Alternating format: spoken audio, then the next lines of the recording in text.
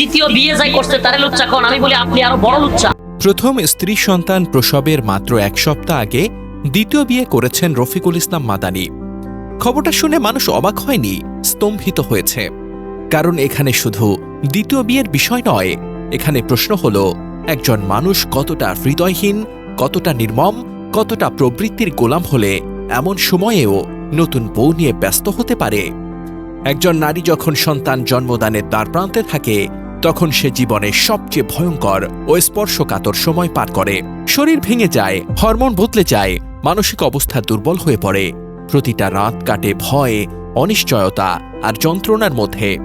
সে সময় একজন স্ত্রীর সবচেয়ে বেশি প্রয়োজন হয় স্বামীর সঙ্গ, সাহস, মায়া, যত্ন আর মানসিক নিরাপত্তা। কিন্তু সেই সময়ে যদি স্বামী নতুন স্ত্রী নিয়ে হাজির হয় তাহলে সেটা শুধু একটা বিয়ে নয়, এটা একজন গর্ভবতী নারীর হৃদয়ের ওপর নির্মম আঘাত। যে নারী নিজের শরীরের রক্ত, ঘুম, সৌন্দর্য, আরাম সবকিছু বিসর্জন দিয়ে স্বামীর সন্তানের জন্ম দিতে যাচ্ছে, সেই নারী কিনা জীবনের সবচেয়ে অসহায় মুহূর্তে দেখল তার স্বামী অন্য নারীর হাত ধরে নতুন সংসারের আনন্দে মত্ত।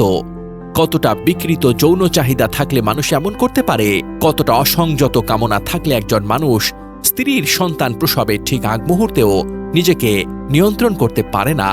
গর্ভাবস্থার শেষ দিকে নারীর শরীরে হরমোনের ঝড় চলে। প্রসব পরবর্তী ডিপ্রেশনের ঝুঁকি সবচেয়ে বেশি থাকে। পুরুষেরও হরমোন বদলায়, টেস্টোস্টেরন কমে, মায়া স্নেহের হরমোন বাড়ে। স্ত্রীর বড় পেট দেখে অনেক পুরুষের জৈবিক চাহিদা কমে যায়, জায়গা নেয় অদ্ভুত এক মায়া ও দায়িত্ববোধ। কিন্তু মাদানীর ক্ষেত্রে এসব কোনো প্রভাব ফেলেনি। তার যৌন আকাঙ্ক্ষা, যা গুনাহ থেকে বাঁচার অজুহাত, এতটাই প্রবল ছিল যে স্ত্রীর সবচেয়ে দুর্বল ও স্পর্শকাতর সময়টাকেও বেছে নিলেন। এমন লালসা যদি মানুষকে এতটা অন্ধ করে তাহলে মানুষ আর পশুর মধ্যে পার্থক্য কোথায়? পশুরাও তো সন্তান জন্মের সময় স্ত্রীকে সুরক্ষা দেয়। অনেকে বলেছেন যেহেতু রফিকুল ইসলাম মাদানী 9 বিয়ে করা মামুনুর রশিদ কাশেমীর সান্নিধ্য নিয়েছেন, অচিরেই গুনাহ থেকে বাঁচতে তৃতীয় স্ত্রীও ঘরে নিয়ে আসবেন বলে ধারণা করি। তবে মুফতি আফফান বিন শরফুদ্দিন লিখেছেন, প্রথম স্ত্রীর সন্তান প্রসবের যখন মাত্র 1 সপ্তাহ বাকি তখন বিয়ে করা নিঃসন্দেহে অনৈতিক, অমানবিক, অশালীন, অশোভন ও সামাজিক দিক থেকে সুস্পষ্ট গর্হিত সিদ্ধান্ত। রফিক মাদানী মানুষ হিসেবে এখানে নিতান্ত ছোটলোকি ও জঘন্য নীচতার পরিচয় দিয়েছে।